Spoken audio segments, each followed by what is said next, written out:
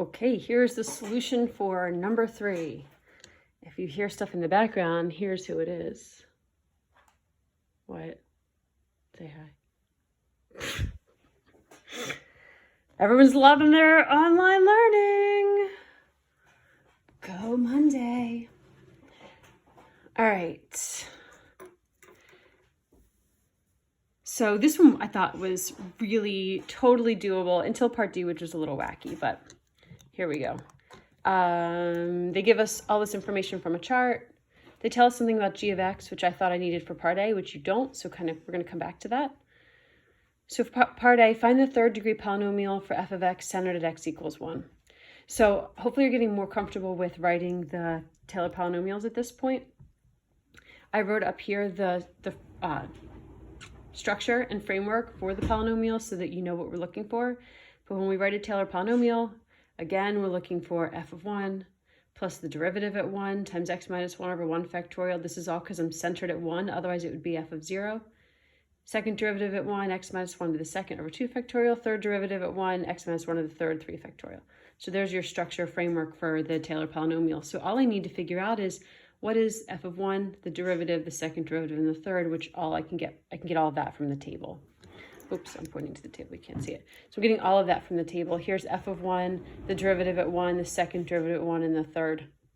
So all of those numbers I'm putting in for the derivatives and f, and I'm reducing and getting that. So super awesome, easy problem. Part B. Find t sub 3 of x, the third degree Taylor polynomial for g. So now I need to go and use this. So I wrote that here. This is what g of x is. So to write my Taylor polynomial, I'm still doing the same thing as I did in part A. I have to find the first, or the original, the first, second, and third derivatives at 1 for g, not f. But to do that, it's just a little bit more annoying. So I don't have a table to look at. Now I have, here's an expression for g of x. And now I have to find out what is g of 1? What's the derivative of g at 1? What's the second derivative? What's the third? So to find g of 1, before I kind of went through and found here's g of x, g prime, g double prime, g triple prime. So let me do that before I get into the red. So over here on the black, here's what g of x is. How do I find the derivative, the second, and the third derivative? Well, the first derivative at g, the derivative of 3x is 3. And then the derivative of this integral, this is your classic Leibniz law. Take the upper limit, plug it in for the variable, and multiply by the derivative of the upper limit. So this becomes f of 4x times 4. Minus plug in 4 and multiply by the derivative of 4, but that becomes a 0, so I don't have to worry about it. So here's my first derivative of g. I'm going to get the second derivative at g, so derivative of 3 is 0. This 4 is a multiplier, so I just moved it out front. And now the derivative of f of 4x is f prime of 4x times 4. Okay, this is chain rule. Derivative of the outer function with respect to what's inside times the derivative of what's inside. Okay, so now this is 16f prime of 4x. I have to take the derivative again. So 16f double prime of 4x, again, times 4, chain rule.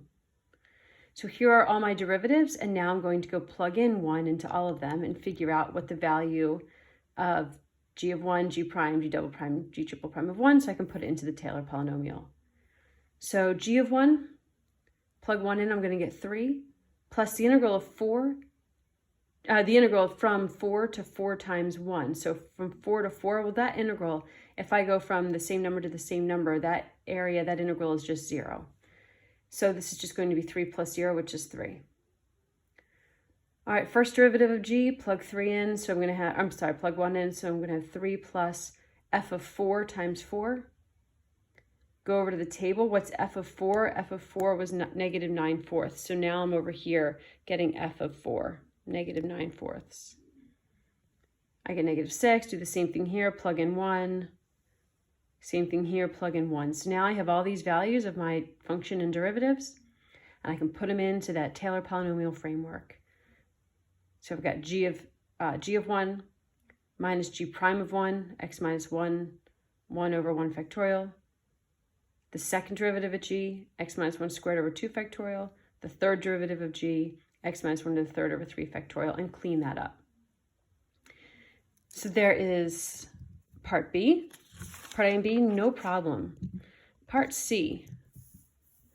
Let A sub n be a geometric series whose first 4 terms are the terms of t sub 3 found in part B. So here's t sub 3 found in part B.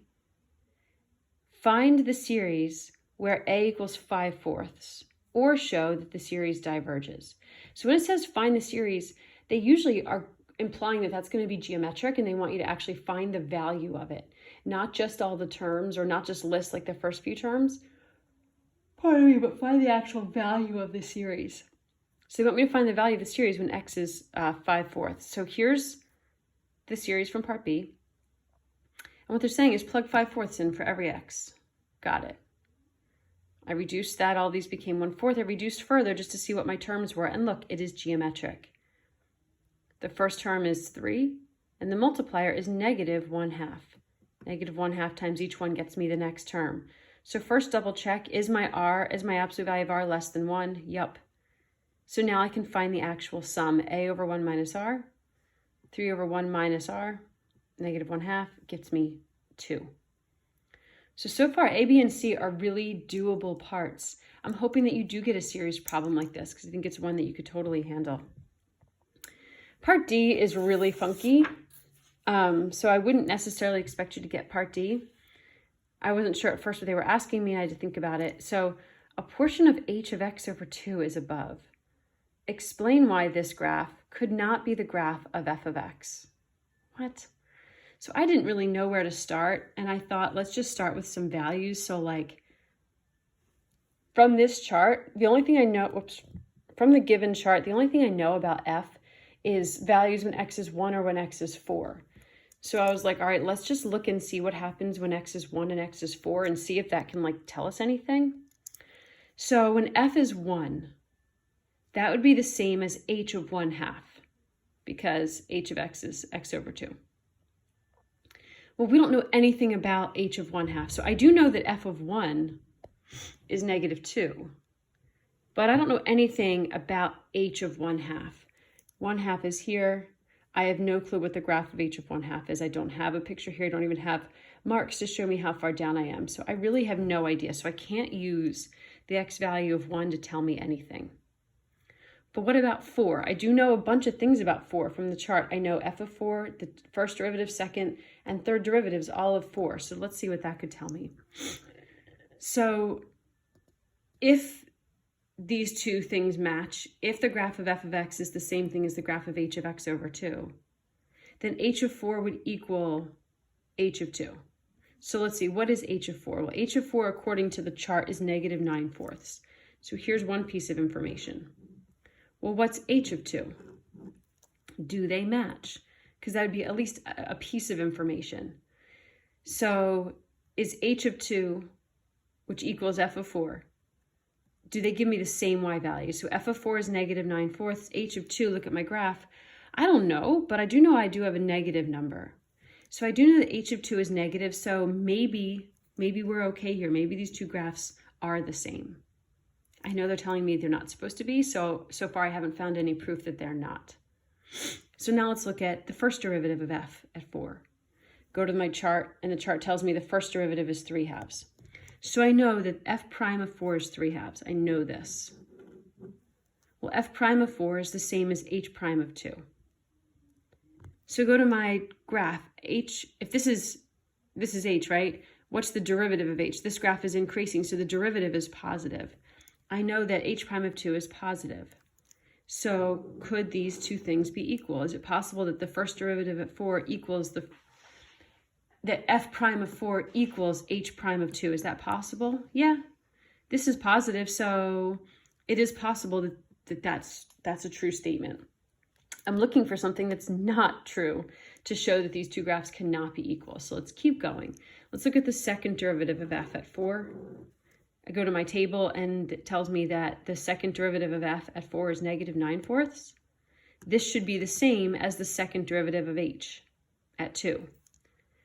So let's look at our graph.